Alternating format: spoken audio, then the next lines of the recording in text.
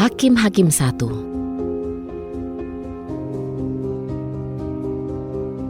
Sesudah kematian Yosua, bertanyalah Bani Israel kepada Yahwe, "Siapakah di antara kami yang akan maju terlebih dahulu berperang melawan orang Kanaan?" Yahwe berfirman, "Suku Yehuda yang harus maju. Lihatlah, aku telah menyerahkan tanah itu ke dalam tangannya."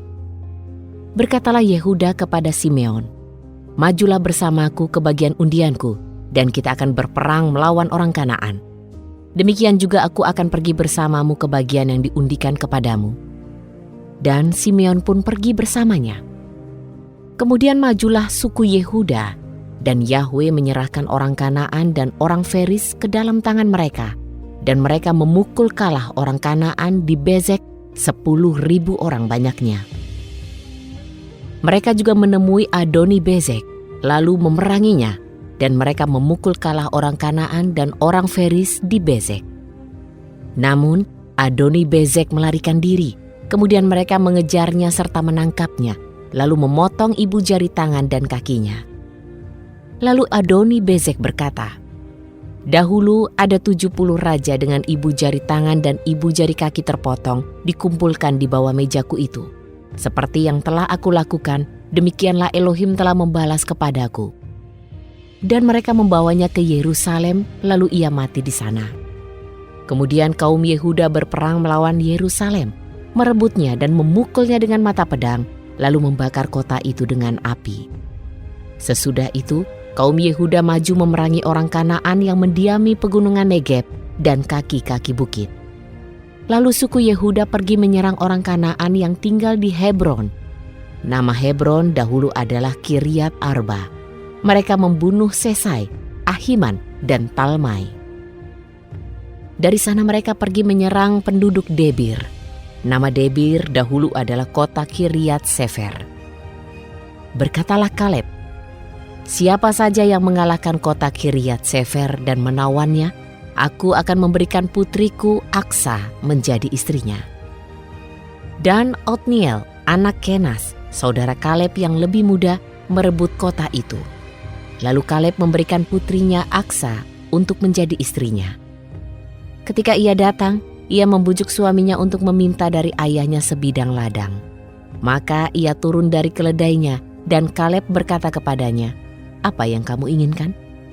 Ia berkata kepadanya, "Berilah satu hadiah untukku. Karena engkau telah memberiku tanah di Negeb, maka berikanlah juga mata air kepadaku." Lalu Kaleb memberinya mata air yang di hulu dan mata air yang di hilir.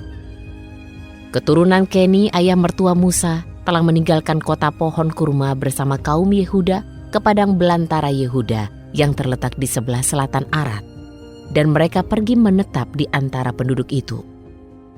Yehuda maju bersama saudaranya Simeon, lalu mereka memukul kalah orang Kanaan yang menetap di Zefat dan menghancurkannya, sehingga kota itu dinamai Horma.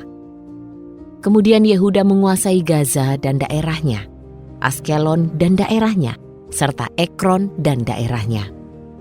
Yahwe menyertai suku Yehuda sehingga mereka menduduki pegunungan itu.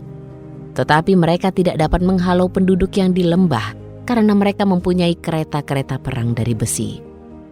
Dan mereka menyerahkan Hebron kepada Kaleb, seperti telah dikatakan Musa dahulu. Ia mengusir 3 keturunan Enak dari sana.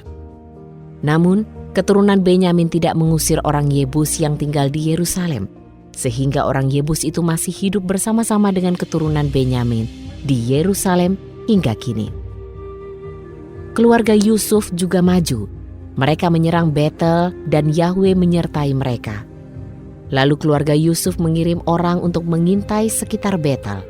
Kota ini sebelumnya bernama Luz. Para pengintai itu melihat seorang keluar dari kota itu. Berkatalah mereka kepadanya, "Tolong tunjukkan kepada kami jalan masuk ke kota, maka kami akan menunjukkan belas kasihan kepadamu." Lalu ia menunjukkan kepada mereka jalan masuk ke kota, sehingga mereka dapat memukul kalah kota itu dengan mata pedang. Tetapi mereka menyuruh pergi orang itu dan seluruh kaumnya. Kemudian orang itu pergi ke negeri orang Het dan mendirikan sebuah kota, lalu menamainya Luz. Demikianlah nama kota itu hingga kini.